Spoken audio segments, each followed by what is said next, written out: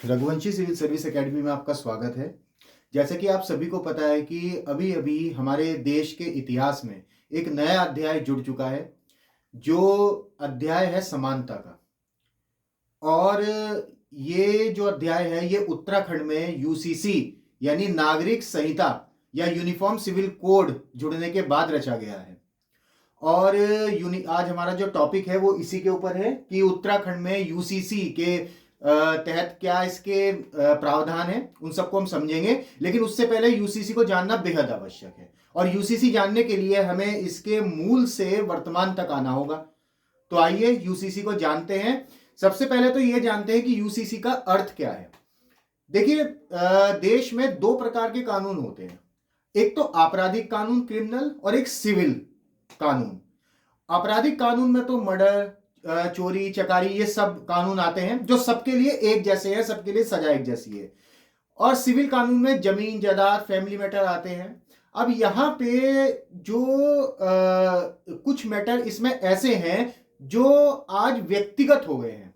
कुछ civil matter में कुछ विषय ऐसे हैं जो आज व्यक्तिगत तौर पे हम लेने लगे हैं, और लंबे समय से कहीं ना कहीं वो हमारे देश की महिलाओं को या किसी एक विशेष धर्म की महिला को या बच्चों को, इनको प्रभावित करते आ रहे हैं।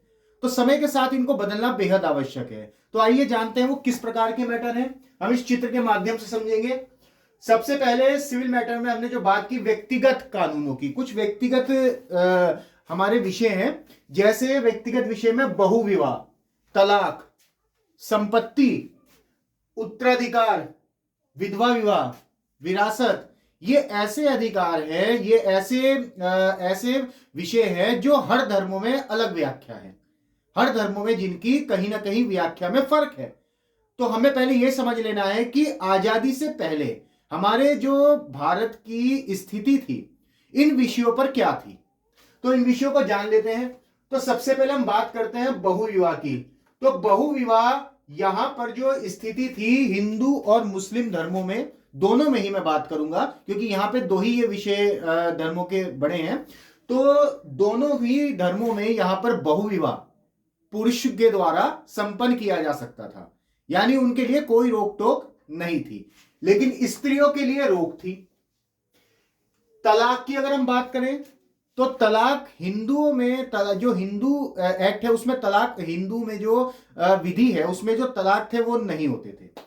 लेकिन मुस्लिमों में तलाक आसानी से हो जाते थे। उसमें पुरुष पक्ष यहां पे मजबूत दिखता नजर आ रहा है। ठीक है, तो यहां पर पुरुष जो है यहां पर मजबूत दिख रहा है, लेकिन महिला को ऐसा कोई अधिकार नहीं दिया गया। संपत्ति की अगर हम बात करें तो संपत्ति में शादी के बाद महिलाओं का कोई अधिकार नहीं दिया जाता था, कोई अधिकार नहीं दिया जाता था। इसके बाद हम बात करें उत्तराधिकार और विरासत की। तो उत्तराधिकार जो होता था, जैसे किसी के पुत्र या पुत्री हैं तो उसमें पुत्रों का अधिकार तो दिया गया दोनों जगह, लेकिन बेटियों का अधिकार कभी नहीं दिया गया कि संपत्ति में उनका भी अधिकार हो। तो यहां भी जो स्त्री या बेटी है उसको यहां पर अधिकार नहीं दिया, लेकिन पुत्र को दिया गया, यानी पुरुष यहां भी जीतता हुआ नजर आ रहा है हमें। अगली बात करें विधवा विवाह की। तो विधवा विवाह यहां पर पुरुष तो कर सकता था, अगर वो विधुर हो जाता है किसी वजह से वो तो कर सकता था, लेकिन महिलाओं के लिए मनाही थी विधवा विवाह की। इधर हम बात करें मुस्लिमों में विधवा विवाह हो सकता था। मान लीजिए अगर ऐसा हो जाता है कि वो विधवा हो जाती हैं तो वो एक इद्दत की प्रक्रिया है, इद्दत के माध्यम के बाद वो विवाह पुनः कर सकती थी। 4 महीने की वो टाइम पीरियड है। तो यहां पे ये हमने थोड़ी सी स्थिति को समझा। अब ये स्थिति डामाडोल है, यहां पर पुरुष हमेशा ऊपर ही दिखाई दे रहा है, लेकिन महिलाओं के अधिकार छीनते हुए नजर आ रहे हैं यहां पर। और सभी धर्मों में ये हमने देखा कि अलग अलग है, धर्म के अनुसार व्याख्या है। तो सभी धर्मों में जब ये अधिकार दोनों पुरुष और स्त्री के लिए बराबर हो जाएं तो ये कहलाती है समान नागरिक संहिता, universal civil code, uniform civil code, ये कहलाती है। और इसको शॉर्ट में बोलते हैं यूसीसी। ठीक है, तो ये इसका अर्थ है। और इन्हीं को लेके आज तक यहां पर बहस का एक बहुत बड़ा विषय तैयार हो चुका है, जिसको आज समाप्त किया है उत्तराखंड में। गोवा के बाद आज उत्तराखंड में यहां पर इसको समाप्त किया गया। तो आइए इसकी एक बहस देख लेते हैं। सबसे पहले हम बात करते हैं, आपको पता है कि हम लोग अंग्रेजों के औपनिवेश में रहे हैं। 1947 में हम लोग आजाद हुए हैं। तो 1947 से पहले क्या स्थिति थी हमारे देश की? हमारे देश में बाहर से अंग्रेज आए, ब्रिटेन आए, और वो लगातार यही प्रयास कर रहे थे कि यहां के लोगों को कन्वर्ट करके किसी तरह ईसाई बनाया जाए, और इसके लिए बहुत अभियान उन लोगों ने यहां पर चलाए। तो हम सबसे पहले 1947 तक के समय की बात करते हैं, जो अंग्रेजों का समय था, स्वतंत्रता पूर्व औपनिवेशिक युग। अगर हम इसकी बात करें तो इसमें एक बहुत इंपॉर्टेंट रिपोर्ट आती है 1840 में। अंग्रेजों ने लेक्स लोकी रिपोर्ट, लेक्स लोकी का मतलब होता है कानून जो जिसके अनुसार आदान प्रदान हो, देश के अंदर कानून जो हो वो चले, ऐसा कानून लेक्स लोकी कहलाता है। तो 1840 में एक रिपोर्ट प्रस्तुत की कि भारत के अंदर कुछ कानून बनने चाहिए जो सबके लिए समान हो। तो यहां पर क्रिमिनल, आपराधिक, साक्ष्य, एविडेंस, अनुबंध, कॉन्ट्रैक्ट, इनके लिए तो यहां पर कानून बनाने के लिए इसने कहा कि ये कानूनों में तो एक रूपता है, सबके लिए, हिंदू, मुस्लिम, सिख, ईसाई, सबके लिए इन विषयों पर एक कानून होगा। लेकिन जो इनके व्यक्तिगत कानून है, ये जिनमें सबसे ज्यादा जड़ता थी हमारे, उस पर इन्होंने हस्तक्षेप करने से मना कर दिया। हिंदू और मुस्लिम के किसी भी व्यक्तिगत उस पर इन्होंने कहा ये यथावत रहेंगे, इनके अधिकारों को हम लोग बाहर रखेंगे इनसे। खैर, ये चीजें यथावत चलती रही हैं। 1857 में बहुत बड़ा विद्रोह हुआ भारत के अंदर, अंग्रेज पूरे सहम गए थे। 1859 में लंदन से महारानी विक्टोरिया आई, अपना दरबार लगाया 1859 में, और 58 में आई थी, 59 में हम लोग इसको सबमिट कर रहे हैं। तो 59 में महारानी ने घोषणा की, और घोषणा करते ही अगले साल यही जो आपराधिक कानून थे आईपीसी के रूप में, इंडियन पिनल कोड के रूप में, आपका 1860 में लागू कर दिए गए। यानी आपराधिक कानून संहिताबद्ध हो गए सबके लिए, क्रिमिनल उसमें एक ही सजा, एक ही प्रावधान, सब धर्मों के लिए। लेकिन व्यक्तिगत कानून के लिए इन्होंने भी अलग अलग कोड रखे, इन्होंने हस्तक्षेप नहीं किया। अब ये फिर से यथास्थिति में आ गए। इसके बाद हम बात करते हैं, ऐसे ही चलता रहा 1947 तक। 1947 में हमारा भारत आजाद हुआ। भारत आजाद हुआ तो भारत में सभी धर्मों के लोग थे, सब निवास कर रहे थे, सबका भारत है। तो ऐसे में हमारे सबसे बुद्धिजीवी वर्ग, मैं कहूंगा उनको, कि शायद उनसे पढ़ा लिखा मुझे नहीं लगता कि कोई होगा, डॉक्टर भीमराव अंबेडकर, उनका ध्यान इस ओर गया, और जवाहरलाल नेहरू जी ने भी इसकी तरफ, जो हमारे प्राइम मिनिस्टर थे, ध्यान दिया। जब संविधान बन रहा था तो आपको पता है कि संविधान की प्रारूप समिति के अध्यक्ष डॉक्टर भीमराव अंबेडकर थे, पूरा संविधान उन्होंने ड्राफ्ट किया है। तो जब वहां पर 1947 में यहां पर संविधान का प्रारूपण हो रहा था, तो ये यूसीसी निकल कर आया, और इन्होंने कहा कि इन चीजों में फेरबदल होना चाहिए, ये जो चीजें हैं, ये जड़ताएं दूर होनी चाहिए। तो डॉक्टर भीमराव अंबेडकर और जवाहरलाल नेहरू के समर्थन से यह बिल बना। डॉक्टर भीमराव अंबेडकर और इनके समर्थन किया, और इन्होंने ये मुद्दा उठाया। वहां पर जब उठाया तो विरोध इतना ज्यादा था इस मुद्दे का, ऑब्वियसली बात है, आप समझ सकते हैं कि विरोध क्यों होगा, कितना होगा, सभी लोग समझते हैं। और जागरूकता की कमी थी, कोई समझा नहीं पाया उस तरीके से, या वो लोग समझ नहीं पाए, और ये मामला वहां पर दब गया। ठीक है।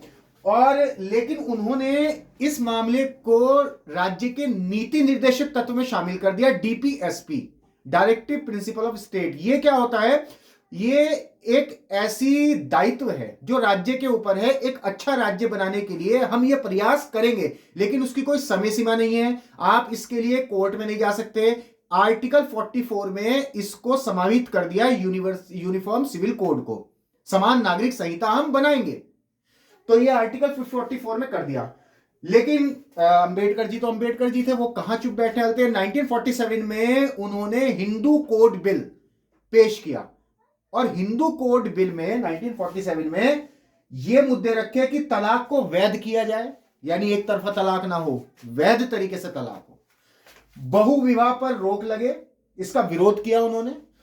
बेटियों को विरासत में अधिकार मिले पुत्र के समान, इसका विरोध किया। लेकिन जब यह बिल वहां पर पहुंचा, कब पहुंचा? 1951 में सामान्य चुनाव आने वाले थे लोकसभा के। 1951 में यह बिल संसद में पेश हुआ। जब संसद में पेश हुआ तो वहां पर बवाल हो गया संसद के अंदर। अब संसद में कोहराम मच गया और जगह जगह विरोध के भारी विरोध हुआ, नारे लगने लगे 1951 में। और उनका विरोध का सबसे बड़ा कारण ये था, वहां पर जो ये बिल था ये केवल हिंदुओं के लिए था, तो वहां पर जो हिंदू पक्ष के लोग थे उन्होंने इसी मुद्दे को उठाया और ये कहा कि ये हिंदुओं के उसमें है, अन्य भी संप्रदाय हैं जिनके अंदर ये समस्याएं हैं, आप उनकी ओर भी ध्यान दें और यूसीसी लागू कर दें। वहां यूसीसी की बात उठी कि यूसीसी लागू कर दें, लेकिन यहां पे एक तरफा हिंदू कोड बिल की तरफ होने की वजह से शायद ये मामला वहां पर इस वजह से नहीं हो पाया। और इसी से चलते हुए डॉक्टर भीमराव अंबेडकर ने कानून मंत्री के पद से इस्तीफा दे दिया। बाद में उनका इस्तीफा मंजूर हो गया था 1955 में। और हालांकि एक बड़ा इंटरेस्टिंग फैक्ट है कि उनका इस्तीफा फाइलों में भी नहीं है।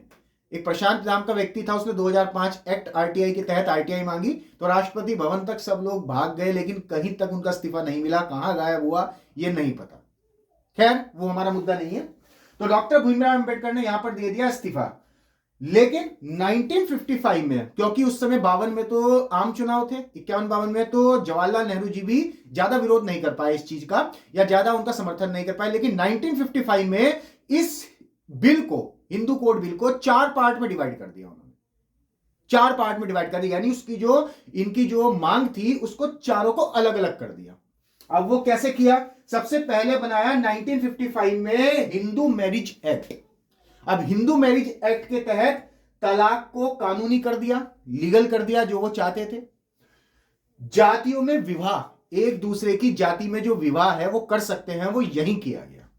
जातियों में विवाह करना कर दिया और तलाक कानूनी कर दिया, जो पहले नहीं था, तलाक नहीं हुआ करते थे। बहुविवाह गैर कानूनी घोषित कर दी। अब कोई भी व्यक्ति एक से अधिक विवाह नहीं करता है, कोई भी हिंदू व्यक्ति। ठीक है। अब 1956 में इन्होंने अगले साल 3 और यहां पर अधिनियम किए। हिंदू उत्तराधिकार अधिनियम, हिंदू दत्तक और ग्रहण पोषक अधिनियम और हिंदू अवयस्कता एवं संरक्षण अधिनियम। अवयस्क यानी कि जो बच्चा छोटा होता है तो उसके लिए। और इन तीनों का जो सार है एक्ट का वो यही है कि समान बराबरी दी गई यहां पे महिलाओं को। संपत्ति में अधिकार यहां पर बेटियों को अभी भी नहीं दिया गया। संपत्ति में अधिकार 1956 के उत्तराधिकार अधिनियम से नहीं दिया गया। इसके लिए एक अमेंडमेंट किया गया था 9 सितंबर 2015 को और उसके द्वारा बेटियों को संपत्ति में अधिकार प्रदान किया गया। लड़कियों के गोद लेने पर बल दिया गया इन एक्ट के थ्रू कि लड़कियों को ज्यादा से ज्यादा आप गोद लें। ठीक है। अब इसके बाद हम थोड़ा सा न्यायिक पक्ष देख लेते हैं यहां पे कि न्यायिक हस्तक्षेप क्या रहा। आपको पता है कि हमारी 3 आपके स्तंभ हैं, हालांकि चौथा पत्रकारिता भी है, कार्यपालिका, विधायिका और न्यायपालिका। और इसमें न्यायपालिका सर्वोच्च स्थान पर है और न्यायपालिका को जुडिशियल रिव्यू और रिव्यू की पावर है। यानी वो किसी भी विधानसभा या संसद के बनाए हुए कानून को अगर वो संसद के मूल ढांचे के विपरीत है तो उसको रद्द कर सकती है और इसी तरीके से अपने दिए हुए फैसले पर भी पुनर्विचार कर सकती है। ठीक है। तो यहां पर न्यायपालिका सर्वोच्च है। तो न्यायपालिका में समय समय पर केस जाते रहे हैं और उसमें कुछ इंपॉर्टेंट केस हैं जो हमारे इसी से जुड़े हुए हैं। शाहबानो केस 1985 में एक केस आया कि 73 वर्षीय महिला को 3 तलाक देकर, मुस्लिम धर्म में 3 तलाक देकर गुजारा भत्ता दिए बिना उसको अलग कर दिया। अब ये केस कोर्ट में गया, महिला ने डिस्ट्रिक्ट कोर्ट में अप्लाई किया, वहां से जीत गई। हाई कोर्ट में अप्लाई किया, वहां पर हाई कोर्ट में केस चला, वहां से भी उसके पक्ष में फैसला हुआ। तो हस्बैंड ने सुप्रीम कोर्ट में केस किया, अपील की और अपील करने के बाद ये कहा कि हमारे इस्लाम में ये लिखा है कि इद्दत तक ही मुझे गुजारा भत्ता देना है, जिसकी अवधि तलाक के बाद 3 महीने की है। तो सुप्रीम कोर्ट का यहां पर फैसला था कि सीआरपीसी का मतलब है सिविल क्रिमिनल कोड। ठीक है। तो क्रिमिनल प्रोसीजर कोड। तो यहां पर 1973 में इसको लागू कर दिया था सीआरपीसी को। और इसके बाद यहां पर जो सुप्रीम कोर्ट ने दिया है फैसला, वो दिया है कि भरण पोषण का अधिकार तलाक के बाद यूसीसी समान नागरिक संहिता या धारा 125 सीआरपीसी की धारा 125 के तहत सभी नागरिकों को समान अधिकार है, भारत के अंदर रहने वाले सभी नागरिकों को भरण पोषण पाने का तलाक के बाद, और वो तुम पे भी लागू होगा। तो यहां पर सीआरपीसी की 125 धारा को वैध किया सुप्रीम कोर्ट ने और यूसीसी लागू करने के लिए सरकार को कहा। अब यहां पर इसका प्रभाव क्या हुआ? आपको पता है हमेशा जो हमारी न्यायपालिका है और कार्यपालिका है उसमें सर्वोच्चता की लड़ाई चलती रही है।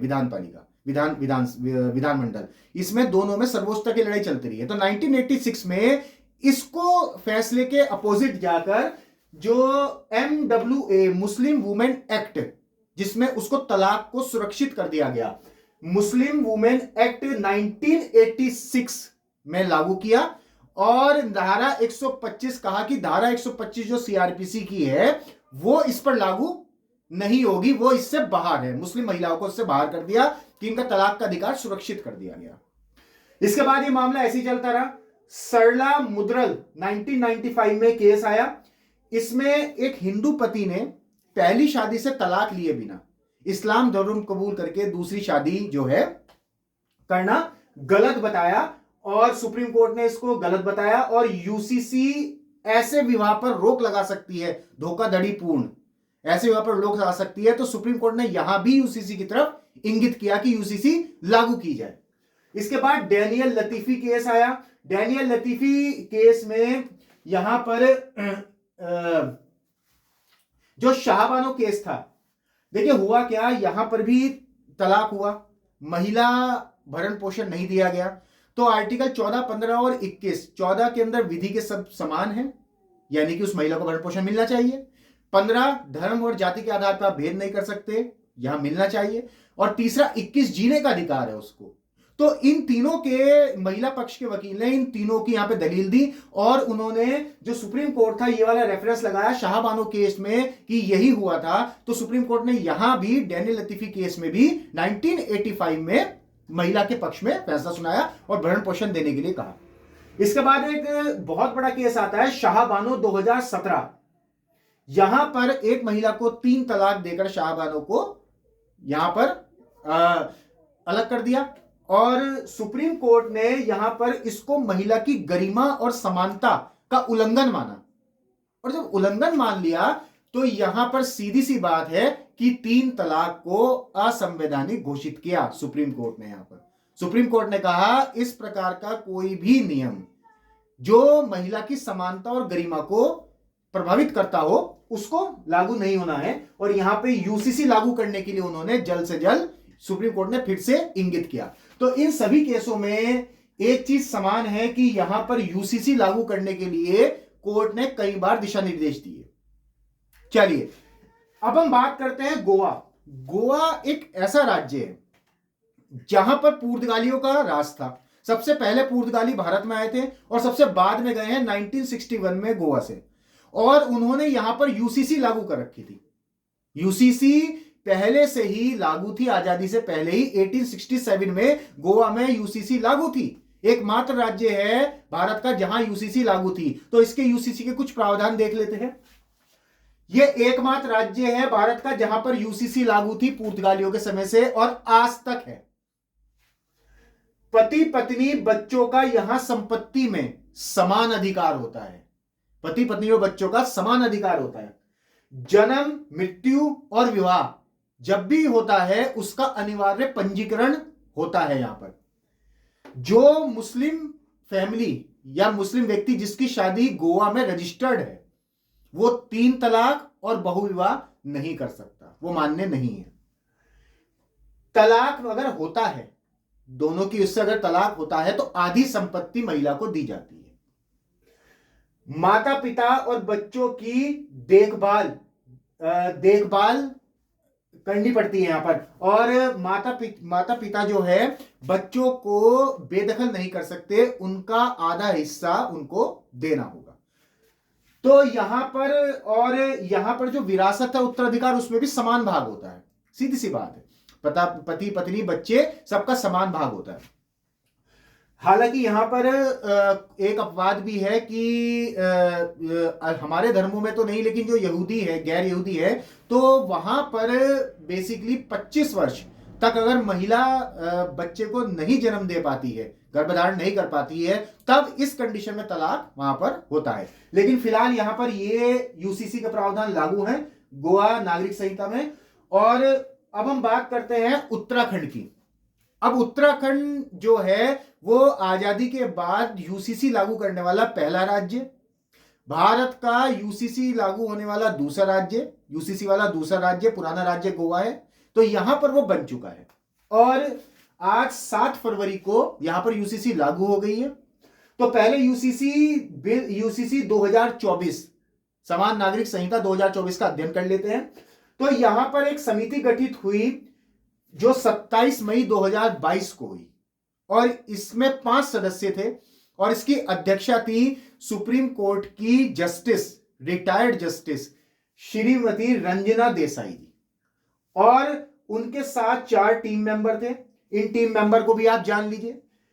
Retired justice Pramod Kohli, social activist Manu Gaur, former CS यानी कार्यभार संभाल रखा है चीफ सेक्रेटरी शत्रुघ्न सिंह, सब जानते हैं उनको, VC vice chairman Doon university के जो मैडम थी सुरेखा डंगवाल।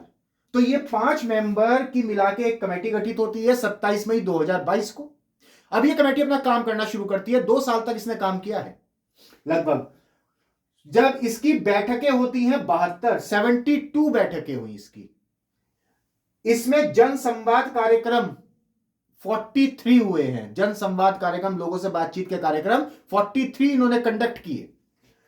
सुझाव आए हैं 2.32 लाख लोगों के सुझाव आए हैं और 10,000 लोगों से ये मिले हैं। ये कमेटी का जो कार्य चला 2 साल वो ऐसे चला और आज 7 फरवरी को 2024 को ये पास हो गया है। अब इसके थोड़े से प्रावधान जान लेते हैं। उत्तराखंड में जो इस यूसीसी का एक्ट है उसमें कई धाराएं हैं, कई उपधाराएं हैं। लगभग मुझे लगता है 700 पेज का ड्राफ्ट है और यहां पर इसमें बहुत धाराएं हैं, 400 प्लस धाराएं शायद। और इसका जो भाग 1 है वो भाग 1 विवाह से संबंधित है। भाग 1 में ही यहां पर विवाह बताया है और भाग 1 में जो विवाह है उसमें यह कहा गया है कि मिनिमम आयु लड़की की कितनी, 18 और 21 जो हमारी चल रही है वही यहां पर आयु निर्धारित की है। और महिला और पुरुष ये भी बताया गया है कि शादी जो है वो किन के बीच में हो सकती है, एक महिला और एक पुरुष के बीच में यहां पे शादी संभव है। शादी का जो रिश्ता, विवाह जो संपन्न होगा वो केवल महिला और पुरुष के बीच में होगा। यहां पर जीवित रहते हुए आप पुनर्विवाह नहीं कर सकते। जब तक आपके पति या पत्नी जीवित है तब तक आपको पुनर्विवाह का अधिकार समाप्त कर दिया गया, यानी बहुविवाह का। और अगर यहां पर पुनः, जैसे यहां पर मुस्लिम धर्म में संभवतः ये ऐसा देखा गया है कि एक प्रथा है, तो यहां पर जब एक पति द्वारा एक पत्नी को तलाक दे दिया जाए और वो पत्नी दोबारा उससे शादी करना चाहे तो अब ऐसी कोई बाउंडेशन नहीं रखी। पहले उसे एक प्रक्रिया से गुजरना पड़ता था मुस्लिम धर्म में, लेकिन अब वो प्रक्रिया समाप्त कर दी है सभी धर्मों में। और यहां पर अगर कोई इस प्रक्रिया का उल्लंघन करता है तो उसको 3 साल की सजा है और 1 लाख रुपए जुर्माना है यहां पर। अगला है, कोई भी व्यक्ति किसी के भी अपने पार्टनर, कोई भी पति पत्नी या पत्नी पति की बिना सहमति के धर्म परिवर्तन नहीं कर सकते। अगर वो धर्म परिवर्तन करता है तो तलाक और गुजारे भत्ता का अधिकारी हो जाएगा, चाहे वो पति है या वो पत्नी है। ठीक। तीसरा है, यहां पर पंजीकरण अनिवार्य कर दिया है। पंजीकरण अनिवार्य कर दिया है। जो पंजीकरण को सरल भी बनाया गया है कि लोकल गवर्नमेंट करेगी पंजीकरण, जैसे पंचायतें हैं, नगर पालिका है, नगर निगम है, इनके अंदर शादियों के पंजीकरण सरल बनाए गए हैं और ऑनलाइन भी आप इसमें पोर्टल पे जाके पंजीकरण कर सकते हैं। और यहां पे किसी भी धर्म की किसी विवाह पद्धति में छेड़छाड़ नहीं की गई है। हम विवाह की बात कर रहे हैं, विवाह पद्धति में कोई छेड़छाड़ नहीं है। आप किसी भी पंडित से, मौलवी से अपना विवाह उसी पद्धति से कराएं, बस रजिस्ट्रेशन अनिवार्य है। और यहां पर मुस्लिम धर्म में दो प्रथाएं होती थी, हलाला और इद्दत, उसको समाप्त कर दिया गया है। अब हम बात करते हैं इसके भाग 2 में विवाह विच्छेद की, यानी तलाक का यहां पे क्या आधार है। पहले तो इसमें साफ कहा गया है कि जो पेंडिंग कोर्ट में केसेस हैं उनको निपटाया जाएगा और सब अब एक ही प्रक्रिया से तलाक लेंगे, यानी कोर्ट के माध्यम से तलाक हुआ करेंगे। और यहां पर मुस्लिम महिला को गोद लेने का अधिकार दिया गया है, बच्चा। और अगर किसी भी महिला का या पुरुष का तलाक होता है तो उस तलाक के बाद 5 साल तक बच्चा मां के पास रहेगा। यह यहां पर सीधे तौर पर, कथित तौर पर खोला गया है।